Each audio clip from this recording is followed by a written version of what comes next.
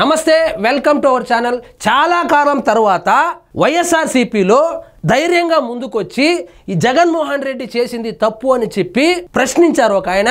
ఆయన ఎవరంటే వైసీపీ మాజీ ఎమ్మెల్యే నల్లపురెడ్డి ప్రసన్న కుమార్ రెడ్డి.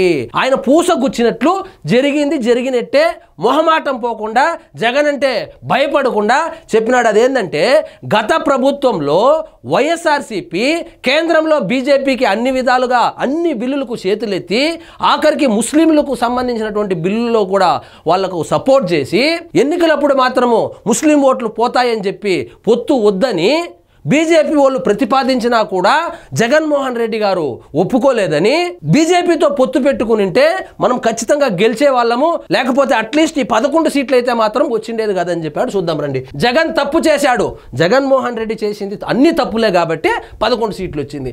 ఆయన నిర్ణయాల వల్ల ఘోర ఓటమి, బీజేపీతో కలిసి పోటీ చేయాల్సింది. ఇంకా ఒక అడుగు ముందుకేసి వచ్చే ఎన్నికల్లో ఖచ్చితంగా బీజేపీతో పొత్తు పెట్టుకుంటేనే మనం గెలుస్తామని కూడా చెప్పాడు. చూడండి, వచ్చే ఎన్నికల్లోనైనా ఆ పార్టీ కలిసి వెళ్ళాలి. వైసీపీ మాజీ ఎమ్మెల్యే నల్లపురెడ్డి సంచలన వ్యాఖ్యలు. 2024 సార్వత్రిక ఎన్నికలు జరిగి అప్పుడే ఏడాది కావస్తుంది. అప్పటిదాకా 175 సీట్లలో 151 సీట్లతో బలంగా ఉన్న వైసీపీ కూటమి కొట్టిన దెబ్బకు ఒక్కసారిగా 11 సీట్లకు పడిపోయింది. అయితే ఈ భాగోతము వైసీపీ అధినేత ఏపీ మాజీ ముఖ్యమంత్రి వైఎస్ జగన్మోహన్ రెడ్డి చేసినటువంటి తప్పు వల్లనే ఇంత ఘోరం జరిగిందని చెప్పుకొని వచ్చాడు. అదేవిధంగా ఉచిత సలహా కూడా ఇచ్చాడు. చూద్దాం రండి.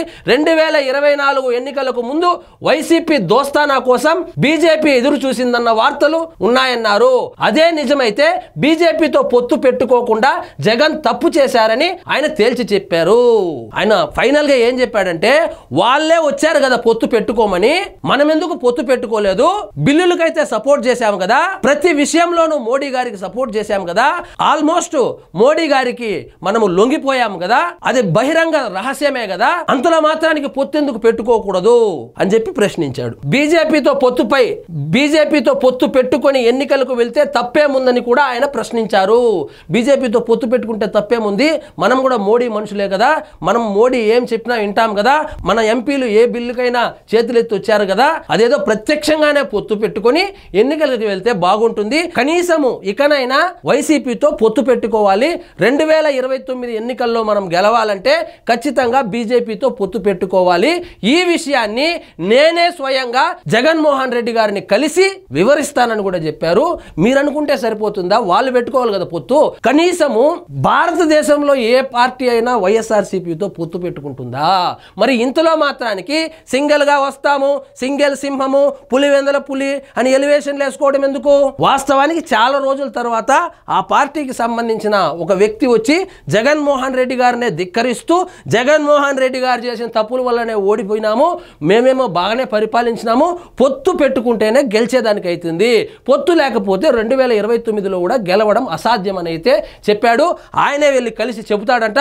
మరి ఇంక వచ్చే ఎన్నికల్లో 2029లో బీజేపీతో వైఎస్ఆర్సీపీ పొత్తు ఉంటుందా లేదా? మీ అభిప్రాయం ఏంది? బీజేపీ వాళ్ళు ఒప్పుకుంటారా దీనికి? జగన్మోహన్ రెడ్డి గారు ఒప్పుకుంటారా? ముందు కూటమికి బీటలు పారుతుందా అనే విషయాన్ని మీరు కామెంట్ రూపంలో తెలియజేయండి. అదేవిధంగా నిన్న లోకేష్ గారు మోడీ గారిని కలిసినప్పుడు 2.5 గంట వాళ్ళ ఇంట్లో స్పెండ్ చేశారు. వాళ్ళ ఆప్యాయత చూశారు కదా, అంతటి ఆప్యాయత చూపిస్తా ఉంటే ఇప్పుడు పొత్తు బీటలు పడి ఇంక వచ్చే ఎన్నికల్లో జగన్మోహన్ రెడ్డి గారు వైఎస్ఆర్సీపీతో పొత్తు పెట్టుకుంటారని మాత్రం నేనైతే అనుకోవడం లేదు.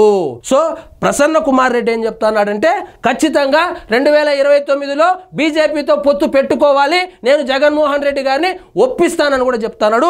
చూద్దాం మరి ఏం జరుగుతుందో. ఇదండి ఈ రోజు మన టాపిక్. మీకు ఈ వీడియో నచ్చినట్లయితే లైక్ చేయండి, షేర్ చేయండి, ఛానల్ మాత్రం సబ్స్క్రైబ్ చేసుకోవడం మర్చిపోవద్దు.